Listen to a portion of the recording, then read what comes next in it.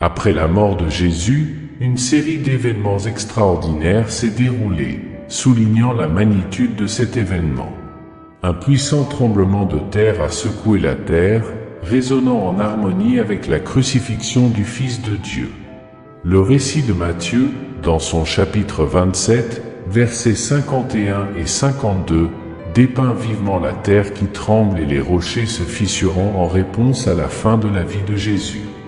Ce phénomène sismique n'est pas simplement une réaction physique, mais porte en lui une symbolique profonde suggérant une connexion intime entre les événements divins de la croix et la création elle-même. L'image de la terre tremblante et des rochers se fissurant transcende l'aspect purement physique. Elle évoque un symbolisme résonnant à travers les traditions religieuses et mythologiques. Cependant, dans ce contexte spécifique, elle souligne la singularité de la crucifixion en tant qu'événement dépassant les limites humaines, résonnant même dans les profondeurs de la création.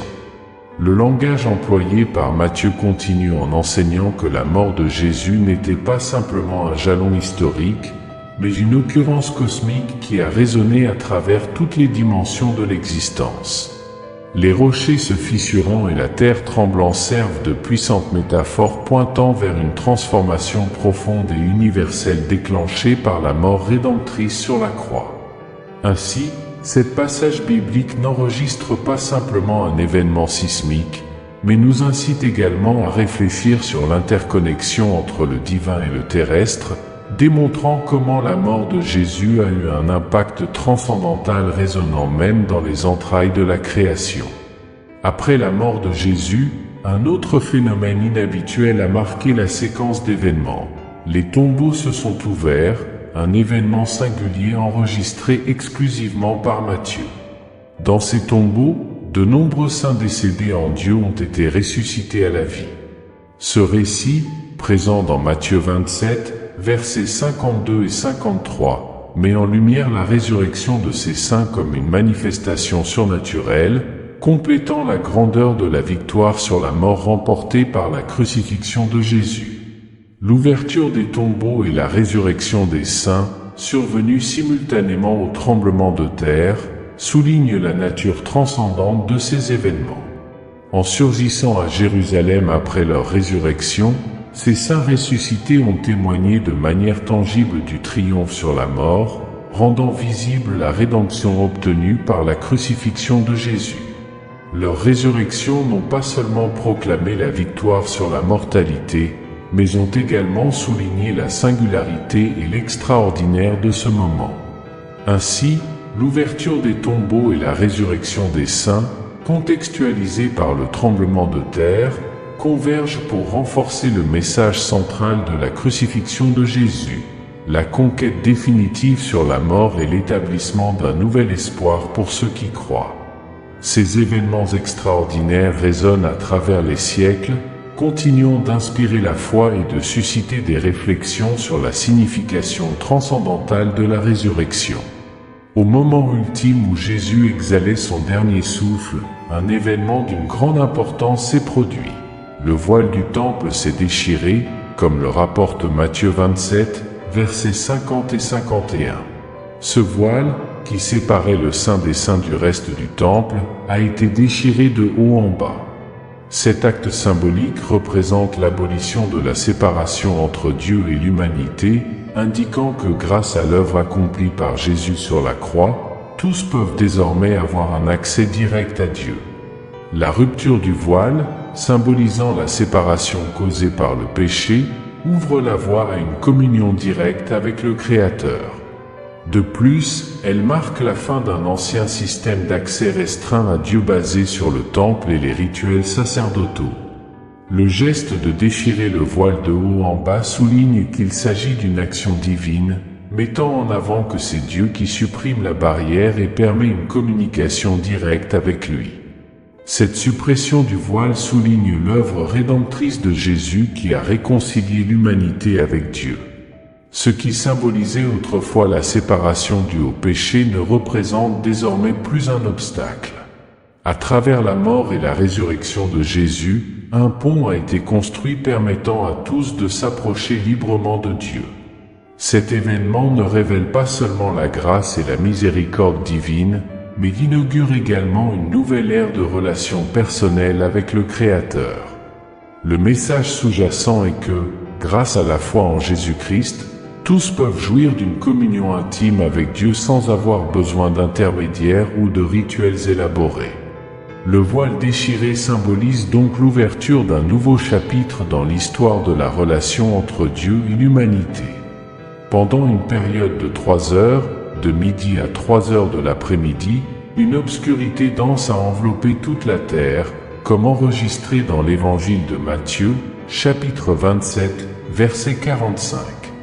Cet événement extraordinaire est décrit comme l'accomplissement d'une prophétie divine selon les Écritures d'Amos, chapitre 8, verset 9.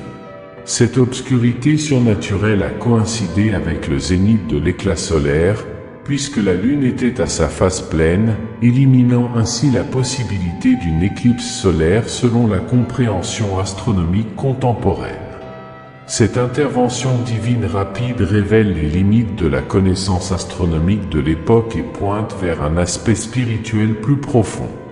Au-delà de son impact cosmique, l'obscurité revêt des significations symboliques et spirituelles complexes. Elle peut être interprétée comme un signe de deuil et de lamentation, souvent associé à la mort de personnalités importantes telles que des leaders.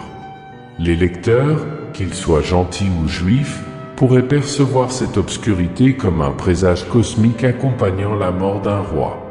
Ces symboliques historiques et culturelles ajoutent des couches supplémentaires de sens à l'événement. L'obscurité est également liée à la résurrection des saints, comme rapporté dans Matthieu 27, versets 52 et 53. Quand ceux qui avaient perdu la vie furent ramenés à la vie et apparurent dans la ville sainte de Jérusalem, au-delà de leur impact cosmique, l'obscurité acquit des significations plus profondes liées au jugement divin, au deuil et à la renaissance. Assister à un tel événement a dû être profondément perturbant pour beaucoup, les confrontant aux conséquences de leurs actions et à la véritable identité de Jésus. Cette obscurité physique et spirituelle représente le déni de la lumière du Christ et la tristesse qui accompagne le rejet de la foi. Même la nature elle-même semblait témoigner de la divinité du Christ et exprimer le chagrin face aux événements survenant sur le lieu de la crucifixion, où la douleur et l'agonie s'entrelaçaient. Un soldat chargé de superviser l'exécution remarqua quelque chose d'extraordinaire dans ce cadre. La révélation de l'innocence de cet homme sur la croix non seulement surprit le soldat, mais résonna également parmi le centurion et ses compagnons qui, en présence du tremblement de terre et des événements qui se déroulaient devant eux, furent saisis d'une crainte mêlée de respect. En un instant crucial, ils proclamèrent avec conviction: vraiment, celui-ci était le Fils de Dieu. Matthieu 27, versets 53 et 54. Le centurion, dont la responsabilité était de veiller à ce que la crucifixion se déroule avec précision et sans complication, se distinguait en tant que soldat de haut rang, souvent à la tête d'une centurie d'hommes lors de telles exécutions. Son ascension dans les échelons militaires exigeait courage et intelligence, faisant de lui un soldat de haut niveau capable de maintenir calme et efficacité face aux défis. Cependant, en ce moment, en assistant à la crucifixion de Jésus, ce centurion fit l'expérience d'un retournement émotionnel. La scène devant ses yeux défiait son expérience, car il reconnut la singularité de cette exécution. Jésus, innocent du crime pour lequel il avait été condamné, fit face à la brutalité avec dignité. Les paroles prononcées par Jésus pendant son agonie et sa réponse miséricordieuse à ceux qui le crucifiaient laissèrent une empreinte indélébile sur le centurion. De plus, le centurion était conscient des accusations des leaders religieux juifs contre Jésus, mais les preuves en faveur de Christ étaient accablantes. L'événement était si extraordinaire que même ce soldat romain endurci ne pouvait nier que Jésus était le Fils de Dieu, innocent de l'accusation qui l'avait conduit à la croix. En contemplant la réponse de Jésus face à l'injustice et à la torture, le centurion ne pouvait pas ne pas être impacté. Jésus, qui offrit le pardon à ceux qui le crucifièrent, défia les attentes et démontra un amour transcendant la compréhension humaine. L'expérience du centurion pendant la crucifixion ne fut pas simplement un événement isolé, mais un voyage personnel qui le conduisit à reconnaître la singularité de Jésus, le pouvoir transformateur de la croix et de l'amour qui y fut démontré, touchant même le cœur le plus endurci. Au milieu des scènes de la crucifixion, le centurion, en témoignant d'événements extraordinaires et en entendant les paroles de Jésus, connut une profonde crainte et un respect qui le conduisirent à la conclusion incontestable, vraiment, c'est le Fils de Dieu. Cette expérience défia ses propres convictions, impactant le centurion d'une manière qui transcéda sa carrière militaire et le conduisit à une compréhension plus profonde de la vérité qui se déployait sur cette croix. Je crois fermement que Jésus non seulement a vécu sur terre, mais il a également sacrifié sa vie pour nous, prenant sur lui nos péchés. Sa crucifixion fut un acte d'amour suprême destiné à nous offrir la réconciliation avec Dieu et la libération du fardeau de nos erreurs. Chercher Jésus n'est pas simplement adhérer à une religion, mais c'est ouvrir nos cœurs à la grâce divine et permettre que sa lumière nous guide. Sa mort n'a pas été en vain, c'était un geste sublime pour nous racheter et offrir une nouvelle chance de vie libérée des chaînes du péché.